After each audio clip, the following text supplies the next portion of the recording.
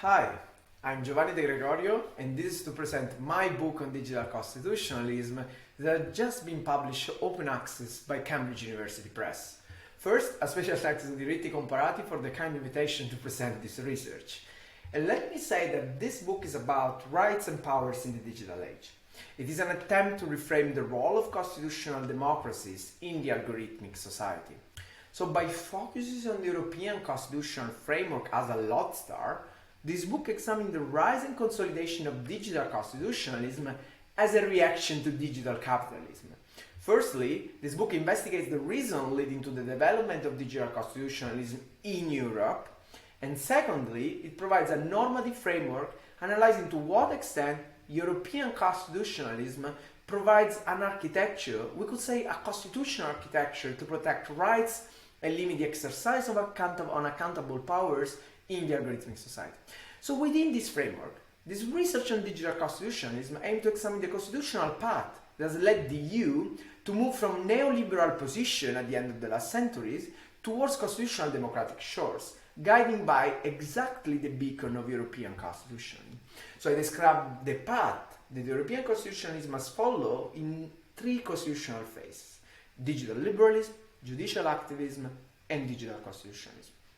So the first phase illustrates how, at the end of the last century, the Union was guided by a liberal approach concerning online intermediaries and data protection at the very least. The end of the first phase was a mix, let's say, was the result of the emergence of the Nice Charter as an European Bill of Rights and the new challenges raised by private actors in the digital environment, particularly online platforms. In this phase, the ECJ has played a pivotal role in moving the European standpoints from fundamental freedoms, so from the internal market perspective, to fundamental rights.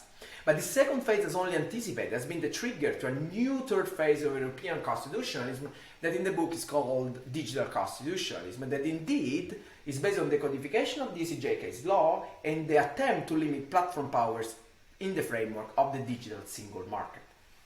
So then, after this part, I start to examine the characteristics of platform power, looking at delegated and autonomous powers. The first category includes functions that platform exercise based on a certain kind of indirect event delegation by public authority. For instance, the recognition of the role to police content or the enforcement of the right to be forgotten online can provide just two examples of how powers have shifted from the public to the private sector. This process does not show a new trend, since we know very well that public actors increasingly and have increasingly relied on the private sector to perform public tasks. However, in this case, the primary concern is related to the lack of safeguards in the delegation of these powers.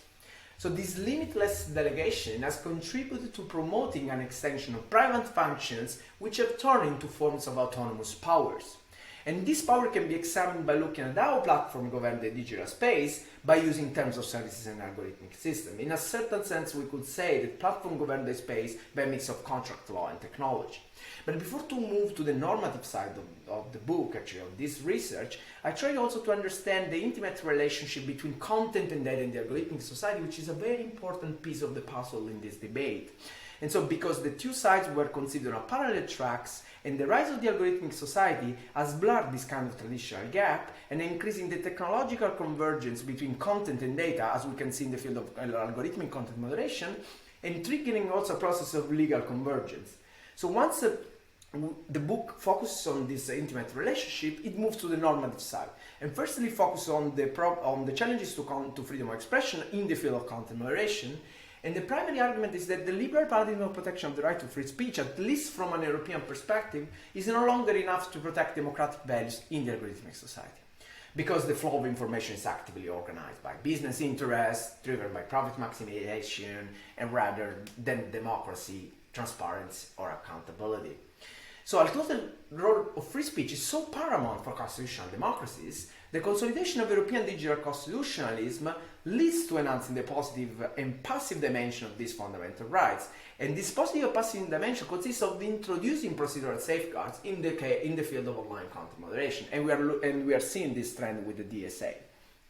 Secondly, the other normative part focuses on the field of data, and particularly looking at some kind of artificial intelligence system, And particularly the book focuses on the clash between data protection principle and this form of technology on AI systems, and the aim is to underline the underpinning constitutional values of the GDPR. But unlike in the field of content, in this case, it's not about showing the positive dimension of data protection, but to understand how these procedural safeguards should be looked in a constitutional-oriented interpretation based on the protection of democratic values. So once the work provides this picture, the descriptive and the normative side, the last part of the book try to focus on three trends, three constitutional challenges, primarily digital humanism versus digital capitalism, public authority versus private ordering, and constitutional imperialism versus constitutional protectionism. I do not want to address these poles as trade-offs, but the book aims to underline how these trade-offs are solved with an European third way. That is a kind of a constitutional sustainable approach, showing how the Union is positioning itself among these global trends. So this analysis basically provides the potential paths of European digital constitutionalism, thus define the characteristics of probably of a fourth phase, of a new phase in the algorithmic society. This is actually just an overview of the books. I would like just to thank you so much for listening to this presentation, and please join this discussion on digital constitutions. Thank you so much.